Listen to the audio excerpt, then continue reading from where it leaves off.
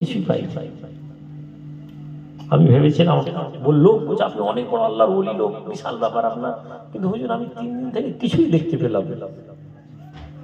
আল্লাহর বান্দা বলেন ঠিক আছে বাবা, মুহূর্তের মধ্যে একটু বসে যাও, দু একটি কথা প্রশ্ন করে যাই, জবাব দিয়ে তুমি চলে যাবে। তুমি আমাকে মুরিদ হতে হবে আমি এ কথা বলিনি, তবে শোনো, তুমি যদি মুরিদ হতে এসেছিলে, আচ্ছা বলো দেখি বাবা, 3 দিন কি তুমি আমাকে এক ওয়াক্ত নামাজ ছাড়তে দেখেছো? তুমি 3 দিন ছিলে, আমাকে কি কোনো এক ওয়াক্তের নামাজ ছাড়তে দেখেছো? জি না হুজুর। এই ছেলে, 3 দিন ধরে তুমি আছো, তুমি আমাকে কি কোনো সুন্নত তারাক করতে দেখেছো? আমাকে কি দেখেছো আমি মিসওয়াক করিনি? আমাকে কি দেখেছো আমি প্রথমে সালাম দিইনি? আমাকে কি দেখেছো আমি খুশবু লাগাইনি?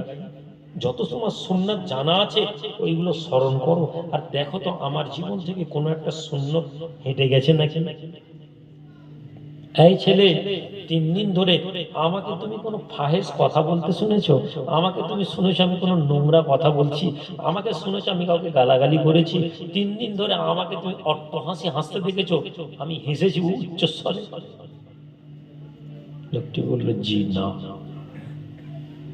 হে আল্লাহর বান্দা, এই পীর বলছেন, সাহেব বলছেন, হে আল্লাহর বান্দা, আজকের দিনে যে ব্যক্তি নববী সুন্নত নববীর উপরে দাঁড়িয়ে আছে, যে ব্যক্তির কোনো ফরজ তরফ তোমার নজরে পড়েনি, জেনে নাও ওই ব্যক্তি আমি বলে নয়, আজকের জামানায় যে ব্যক্তি এইটুকুন আমলের উপরে আছে, ও জেনে নিক ওই ব্যক্তি আল্লাহর ওলি ব্যক্তি।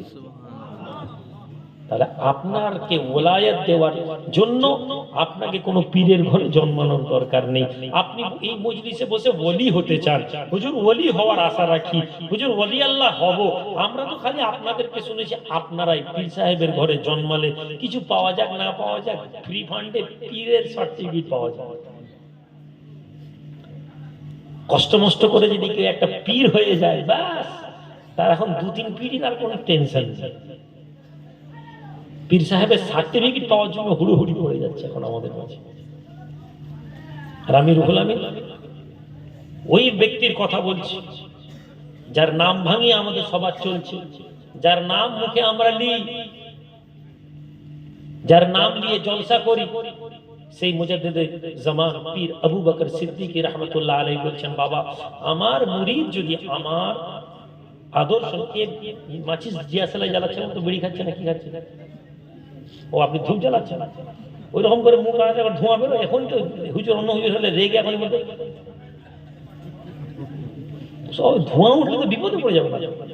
জ্বালালি হয়ে যায় কোনো হুজুর হলে এখনই বলতে ধরে দুধা লাগিয়ে দেয়। এবছর যাবে না নাকি জলসা? যাবে? খুব ভালো, মাশাআল্লাহ। আমরা যে দাদা হুজুর করে বেরোই, দাদা হুজুর পীর কিবলা রাহমাতুল্লাহ আলাইহি